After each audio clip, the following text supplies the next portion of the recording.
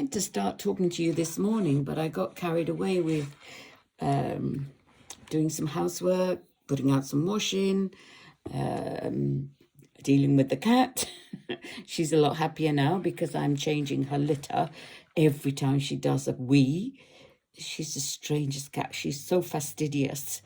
And we've been having a few set tos, but I thought, what the heck? I can't really afford it, but we're going to have to do that. Change her litter tray every time she needs it changed because she's so clean. And I've been out for a walk down to the seafront and had a strawberries and cream ice cream sitting in the sun, watching all the people on Southwold Pier. And then I wandered back and had some lunch. And my son came round, which was really, really nice. He's doing some training in the back garden. He's got a tournament coming up. He does some, I'm not sure if it's jiu-jitsu or something Japanesey. And he looks amazing. He's dancing around, with a pole, and then he does it with a sword, a ceremonial sword, and it's just incredible. Very proud. I can't jump about like that. Anyway, I want to tell you about a book that I have been reading. Obviously, we don't know each other that well. You know a bit more about me. I don't know anything about any of you that may have found this. But if you're anything like me, where you've had a bit of a rough start in your country of birth, I don't know where you might be now, but I was born in Guyana, as I said, and there you were seen and not heard. And if you didn't, at the slightest thing, you'd get a whack. And children were seen and not heard. So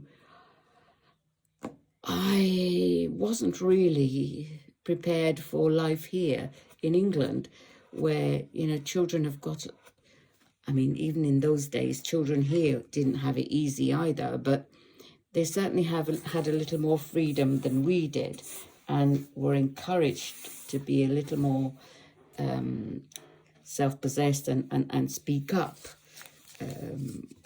So the whole of my upbringing and my life has been complicated by me not being sure when to speak or how to speak, and worrying I might get into trouble for speaking.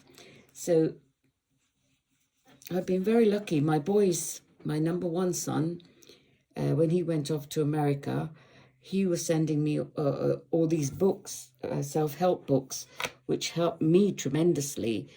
But when things are embedded in you from a very young age, it's really, really difficult to root out those old weaknesses and habits and fears and worries.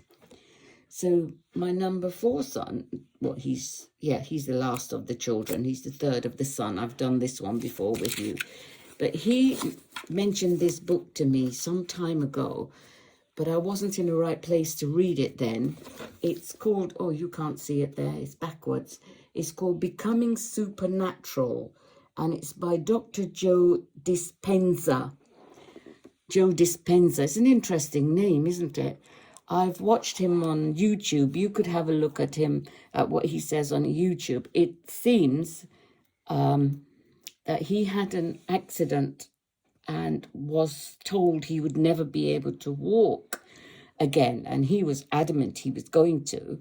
And that's what put him on this path for writing this book and finding out about how the body works and how you can use those aspects of that's within the body to make you extraordinary and to achieve things that you'd never dream you could achieve. So I have been reading this book, and it is an education. I can't read it really fast. I need to think about it, and I need to sort of study it and then try and put it into being and embed it in myself to try and change this habit that I'm not alone. Many of us have, we tend to live in the past. And what this book tells you is that whatever you think about and you expand on in your mind, and the more you think about it, whatever sad thoughts you might have, for example, it will affect your feelings. And your feelings affect your thinking, and your thinking affect your feelings, and they both affect your body. And even though it's just thinking, it can have a negative effect on the body. So nothing's happening in your environment at the moment in time to make you feel sad, me anyway. But because of my thinking, I make myself sad. And by doing that, I'm living in the past, this says. Now, if you're living in the past, you can't face the new challenges that are waiting for you. You can't change your mindset if you keep living in the past. You have to be able to change your mindset so that you can see what is waiting for you in the present and in the future, to bring your dreams to reality. This sounds a bit complicated, I'm sure, and maybe a bit confusing, but it works. It works, but it's better if you do it when you're younger, like in your 20s or even early 30s. But when you get to, and there are a lot of ladies like me, I am sure, that didn't have that opportunity. My mother was one of them. I had more opportunities than she did, and she felt really resentful that she was much cleverer than her brothers, but she never had the opportunity to actually fulfill her potential. And I think I only managed to get the opportunity because I was here in England. And even then it was a struggle, a terrible struggle, because I had to overcome all those things within me that was telling me I wasn't good enough, and the people around me. But I didn't listen.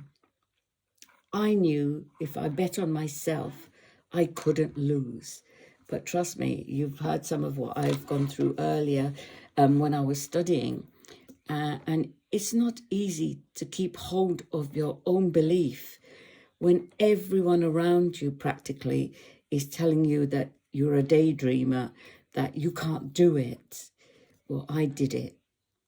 But because I hadn't overcome all that rubbish that was put into me, I wasn't able to truly enjoy my success as a lawyer. And I always doubted myself, which is no good because everybody else doubts you. If you doubt yourself as well, you can't get to that peak of performance that you're capable of getting. So I don't give up. I've retired now, but now I've been writing my books. I want to do some coaching work. I went on a course to find out about what is involved, and I think I have something to say.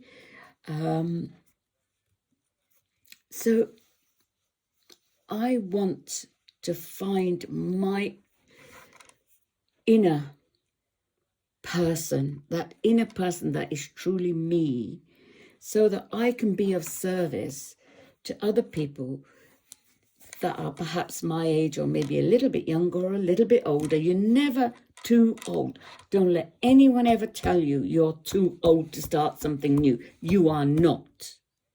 And it's not true that you can't teach an old dog new tricks. Might be true for a dog, but not for a human being. It's all within your hands. You decide, no one else. So I am determined. I think my sons think of me as the old lady. But old or not, in here, I am not old. In here, I am a little bit, with the forgetfulness. But I am not old. I can still learn, and I can still be of worth and service to my fellow human beings. And that is what I'm determined to do. And I would love to hear from anybody that hears me and think I have something that I could share with them. I think I have. but I'd love to be able to help you to, if I can, I don't know if I can, but it's up to you, to find your true path, to fulfill your own happiness.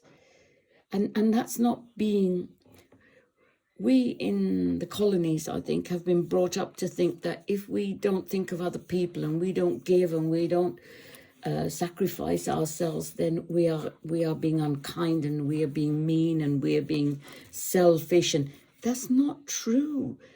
We must get rid of that out of our minds. We love people, we care about people, but we need to love ourselves first and foremost. And most of us don't do it. We've never been taught to do it. And some of us that do are selfish because that's the only way you know how to do it. Because nobody's taught you how to look after yourself, care for yourself, and not be selfish, not feel selfish. Big job. But we have the time, and I have the willingness. If you want to hear it, then I will take that path with you.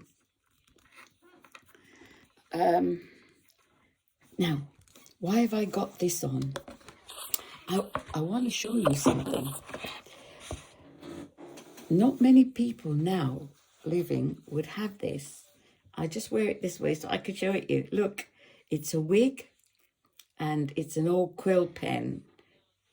This is a scarf that was given to me from the, I was taken, I think there was a meeting on at the Wig and Pen Club when we had a hearing in the High Court when I was training at the GLC. And there was about half a dozen older solicitors, much older. I was in my 20s, solicitors, and I was the article clerk. So they decided to take me to the Wig and Pen Club where they were going for luncheon and to have a drink, because it was almost exactly opposite the High Court in the Strand. I think it's closed now. I saw one named the Wig and Pen Club in Norwich, just down from the county court and magistrates court in Norwich. But I've never been in that one, and I don't know if it's still open. So I was really pleased to have this. I thought, my goodness, I don't know anybody else with one. But I've never been able to wear it. I've never been anywhere where I can wear it, really. So I just pull them out now, and I remember the days when I used to go to the High Court and sit and listen to Lord Denning. I don't know if any of you know about Lord Denning. Lord Denning was an amazing High Court judge. He was a Court of Appeal judge, and he was the House of Lords. He was a Lord of Appeal in the House of Lords. Now, when I was training, I was at Holborn, and in my lunchtime, sometimes I would go down to the Inns of Court, and he used to have his lunchtime constitutional. I mean, he was coming up to his 90s, and he had a stick, and he had somebody walking behind him, I think, and he would just go around the quadrants and then back in. And sometimes I used to go and sit in the back of the Court of Appeal in the High Court. And I used to sit in the back there and watch. And he would seem to be asleep. He would just close his eyes, and it looked to everyone like though he was asleep. And the minute that one of the barristers tried anything on, no, his eyes were open and he was there questioning them, what they're saying.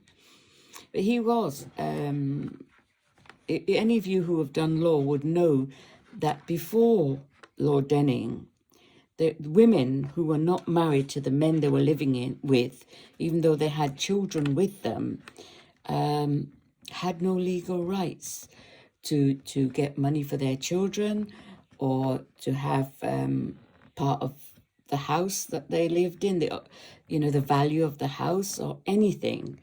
And there were several areas of the law that that was unfair, and he actually found common law ways of assisting the underdog. And I have a lot of respect for Lord Denning. He didn't always get a good press, especially as he got older. But I met him once when at our Law Society dinner. Where was it now? It was in the Law Society building in Chancery Lane. Really huge staircase and quite palatial place. And that's where our money goes. We pay, to keep the Law Society buildings and offices in there looking good. But anyway, that's enough of that. I'm not finding fault. I'm just mentioning it. So my friend Taja was Picton Howell, hyphenated, was the Law Society president of our college Law Society president, not the Law Society presidency. And his job, along with others, was to sort of organise this, and they sent an invite to Lord Denning, and he came along. He was old, but he came along with his wife, who was this tall, majestic-looking woman. I think she was younger than him. I think she was his second wife. And Taja was on the... Sorry, I've made a mistake. Taja was on the committee, but he wasn't the president. It was the chap that was in his final year. And his girlfriend, though he was very tall and good looking, and his girlfriend was really statuesque. She was a stunner. Beautiful hair, lovely figure. And Lord Denning put his arm around her, and that was it. He wouldn't let go. There are some benefits to being an older person, yeah? And he was making use of it. And his wife was there, and she thought it was very funny. And there was me trying to say hello to him. And he was just taken up with this young woman who's so beautiful. And his wife tapped him on the shoulder and said, dear. So I got to say hello to him. And there's a photograph somewhere. And I've moved so many times. I have no idea where this photograph is, of me and Taja and Lord Denning and his wife at the top of the stairs. I wish I could find it. I don't know where Taja is now, so otherwise I would ask if he still had it, but I doubt he has. Anyway, so those were the days. It was amazing, absolutely amazing. There was a lady on our course in the solicitor's final course. She was in her 60s. And I so admired that lady, because obviously she was of an age where she wouldn't have been allowed to go and study. And before I joined the Law Society, you could have taken one paper a year, so you could take 10 years or 8 years or whatever to qualify. And I think too many people were qualifying in that way. So the Law Society decided to change the rules and say, well, you can't, you have to take all the exams in one go, and you can only resit 3 papers. I suppose to raise the bar. There's a pun there, but we won't go there.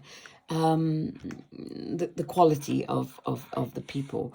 So she must have taken her exams while she was working in a firm of solicitors, and then she came to do the finals. I hope she passed. I'm not sure. I think she would have done, because people who, like my other friend, who, well, she wasn't my friend, but the older lady, but my friend Sally Best, she had worked at as a conveyancer, and she'd done some family law bits, but mostly conveyancing. So on the conveyancing exams, she got 90% because she knew the procedure and the paperwork and everything. So I think this lady would have passed because she had worked for so many years in the solicitor's practice. So I hope she did. But she was a source of inspiration for me. The reason for telling you all this is that it is never too late. And if you really want something, you can work for it and you can get it. The secret is to have belief in self. Some people have had life a lot harder for a lot longer, maybe, and had their will worn down. Now, my father used to beat the daylights out of me, and sometimes, why, Dad?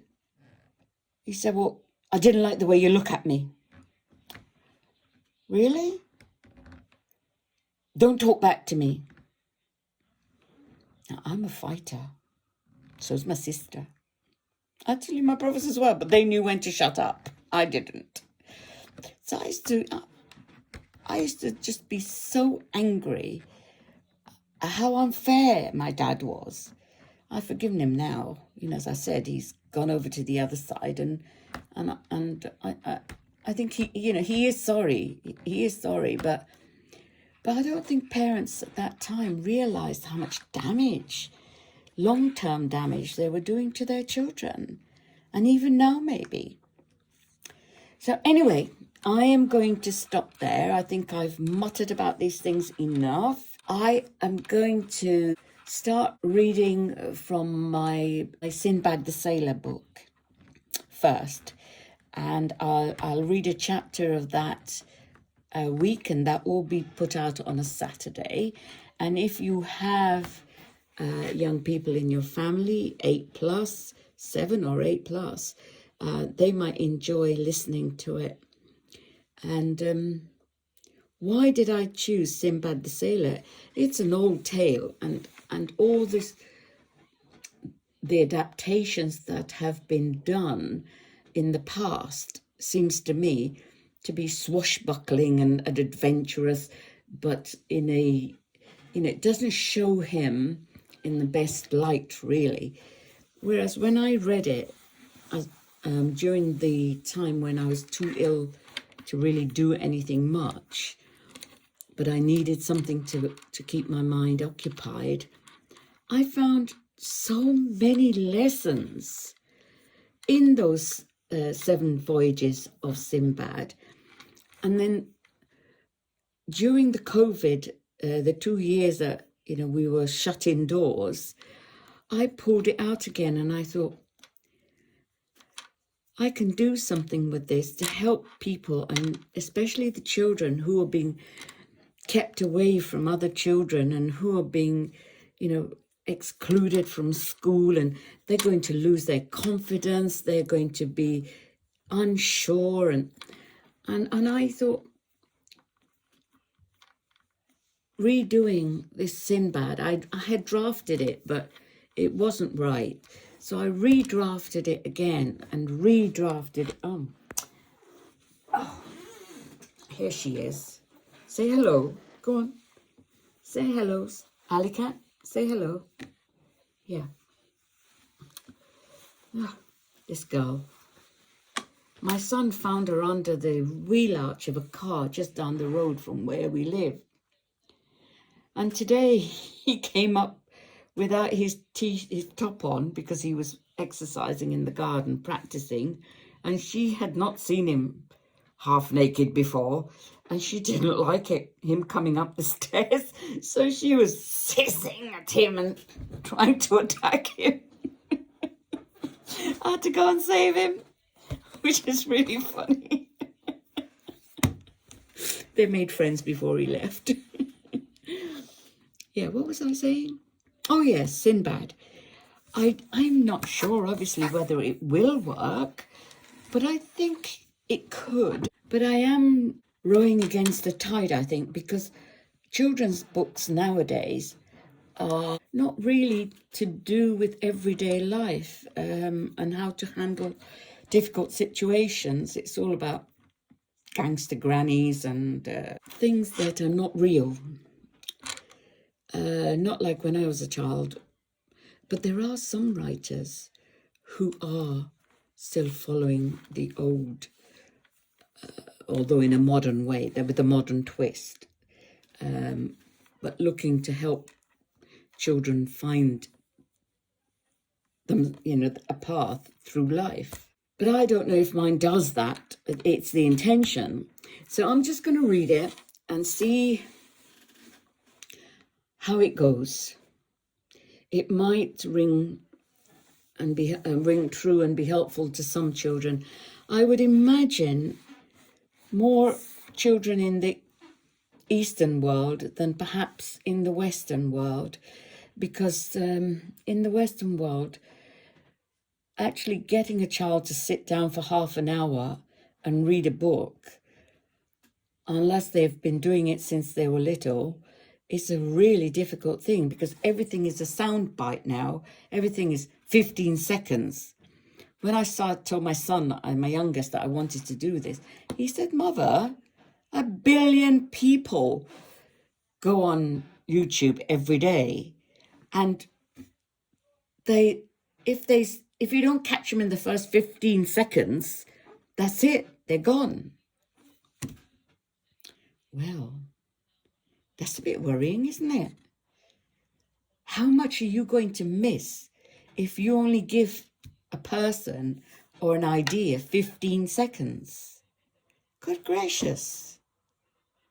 But anyway, I am hoping that those of you who have found me or will find me will be willing to give me more than 15 seconds. But then, if you don't, I'll have to be able to take it like a woman. I'm kidding you. Well, I would. I'll have to be more upmarket and more downbeat, upbeat. I don't know. Anyway, my people, I'm looking for my tribe. I probably haven't got one. I feel I'm one of those birds that haven't found the ones of the same feather as myself. Never mind. Now, stay happy, think positive thoughts, and one of these days, I want to talk to you about where your roots are. Where have you rooted yourself? How have you rooted yourself in your life? Have you got a favorite mantra, or are you a religious person?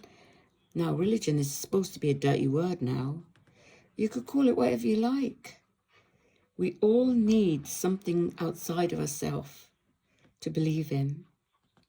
And I honestly don't think that you can look around this world, even when it's in the state it's in, and not appreciate that there's an amazing mind behind the creations in this world, behind us. How complex is the human body? It cannot be reproduced by artificial intelligence. It simply cannot. So think on that and take care of yourself.